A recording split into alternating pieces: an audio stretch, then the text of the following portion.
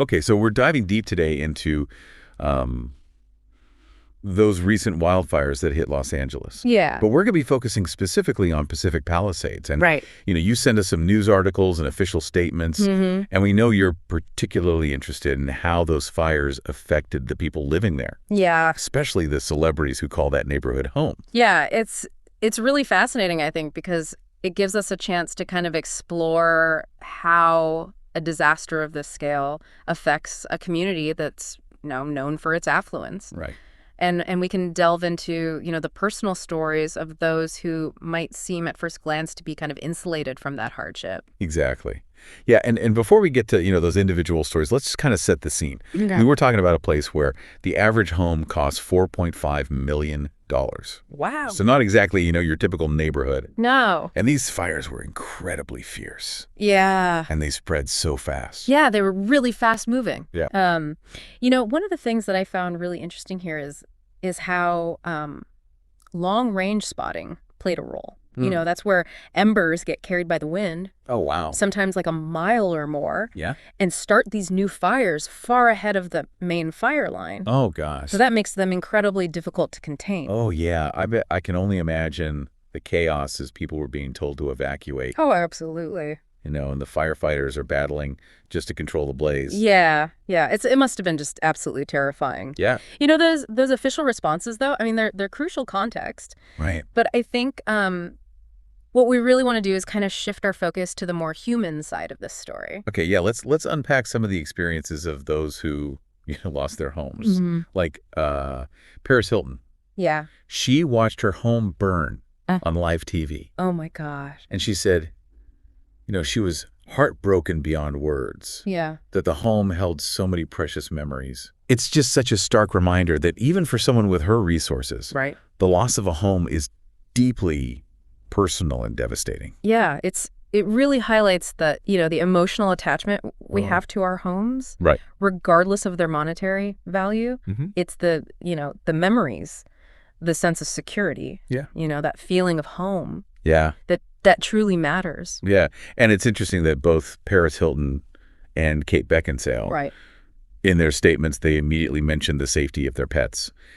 It seems like in the face of such a crisis that well-being of loved ones, both human and animal, Right. becomes like the top priority. It does, doesn't it? It's that instinct to protect Yeah. those we care about. Yeah. It's certainly powerful. Yeah. And it speaks to the broader community impact of these fires, which extended far beyond the loss of individual homes. Right. Mark Hamill, who lives in the Palisades, Yeah. he described the experience as being like the 1996 fires all over again, Oh. saying that he had to evacuate with fires on both sides of the road. Oh, God. The fact that he's experienced this kind of devastation twice I know. is just a sobering reminder Mm. of the increasing frequency of these extreme weather events. It really is. And it makes you wonder about, preparedness. Right. How can communities like Pacific Palisades and all of us, frankly, Yeah. adapt to this new reality of, more frequent and intense wildfires? Yeah.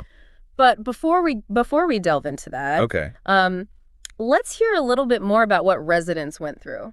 Okay. So James Woods, who had just finished renovating his home last month, Oh, wow. lost in the fire. He described all the fire alarms in his house going off at once on his phone, Oh, gosh. remotely signaling the destruction of his home. Oh, that's chilling. Yeah. That's a chilling detail Yeah. that really brings home the suddenness and the unpredictability of this disaster. And then there's Billy Crystal, Yeah. who lost the home where he raised his family for 46 years. Wow. Every inch filled with love, he said. What strikes me there is not just, the loss of the physical structure, Right. but the erasure of decades of memories and family history. That's such an important point. These homes weren't just expensive property. Right. They were anchors of lives and families. Exactly. And while these celebrity accounts Yeah. are certainly attention-grabbing, Sure. it's vital to remember that they represent just, a small fraction Right. of those impacted by these fires. Mhm. Kate Beckinsale, in her statement, Yeah. mentioned that Pacific Palisades is this very close-knit community, Right. heavy on families with young children and pets. Yeah. Now imagine losing not just your home, Right. but your schools, your shops, Oh, God. all those familiar landmarks Yeah. that provide, that sense of belonging and normalcy. It's just a complete upheaval of life as you know it. Absolutely. Yeah.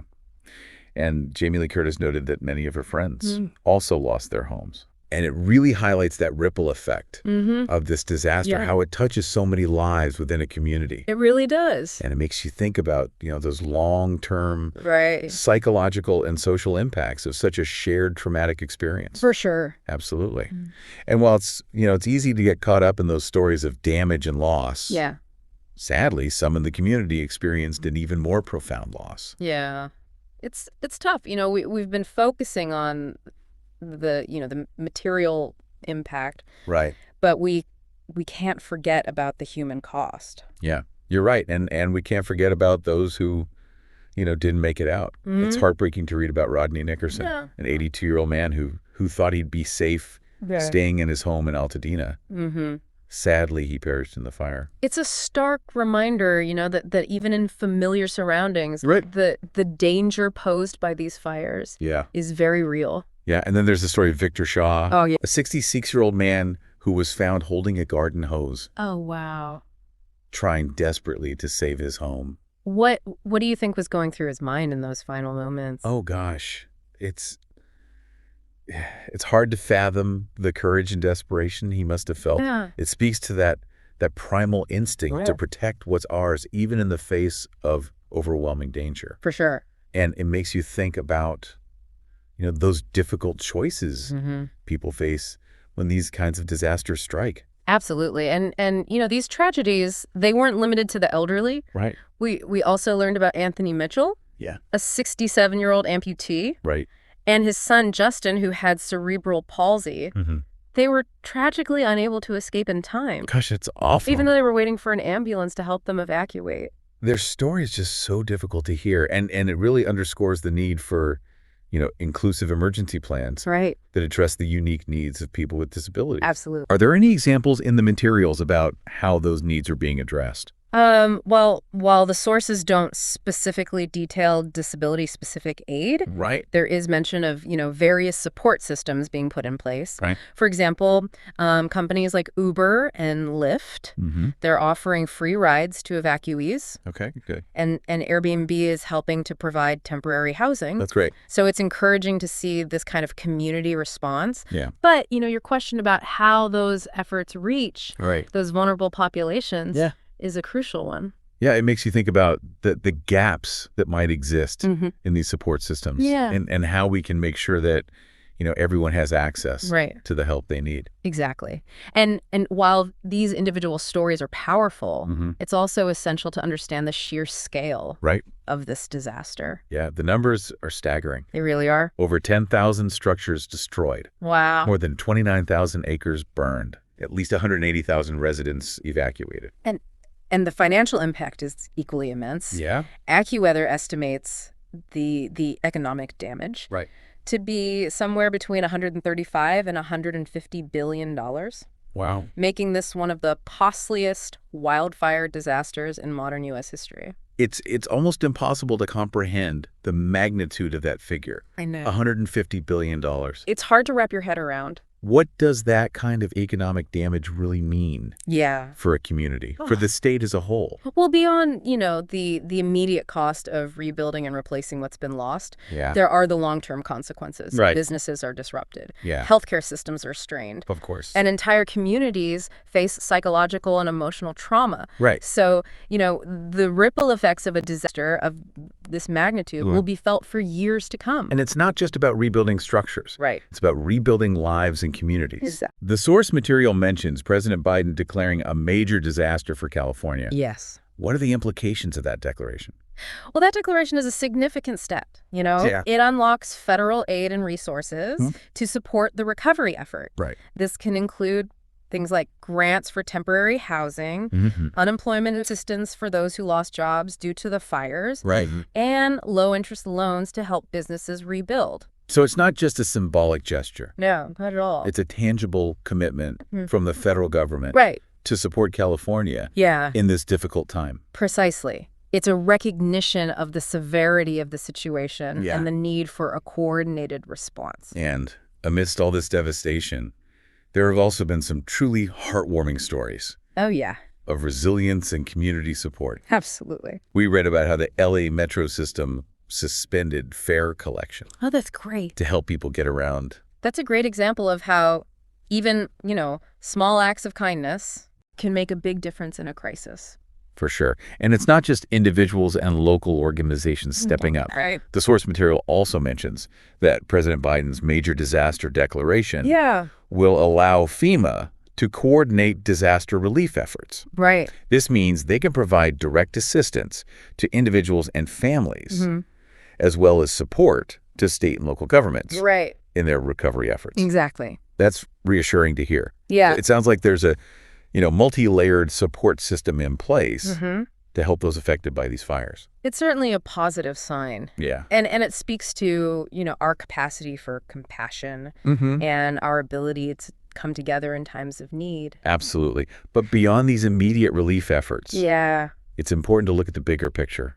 it is. Yeah. It feels like we've only just scratched the surface of this really complex issue. It is a complex issue. As we've been, talking about the immediate aftermath of these fires. Yeah. It's also important to look at the bigger picture. Right. We've seen the devastation, the loss, the incredible community response. But what about the future? That's the question, isn't it? Yeah. How do we prevent these kinds of tragedies Right. from happening again, or at least, mitigate their impact? Right. You mentioned earlier the idea of preparedness. Yeah.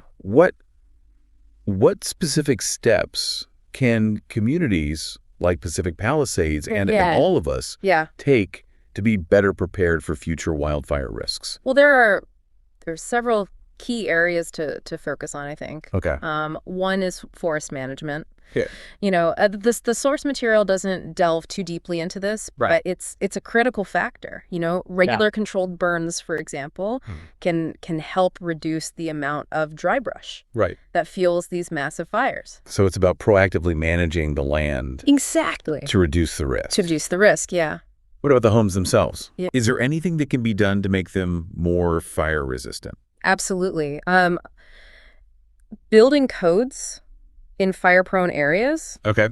can play a significant role. Mm-hmm. This could include things like requiring fire-resistant roofing materials, Okay. creating defensible space around homes Oh, by clearing vegetation, right. and incorporating ember-resistant vents Oh, okay. to prevent embers from getting into homes. So it sounds like there's a lot that can be done Yeah. on a community level. Yeah. But what about, individual responsibility? Right. What can we do as individuals Yeah. to protect ourselves and our families? Having a well-defined evacuation plan is essential. Okay. Know your evacuation routes. All right. Have a go bag packed with essentials. Okay. Make sure your family knows what to do in case of an emergency.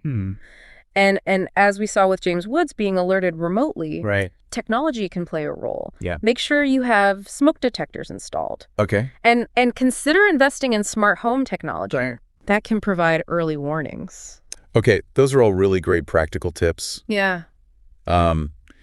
Anything else we should keep in mind?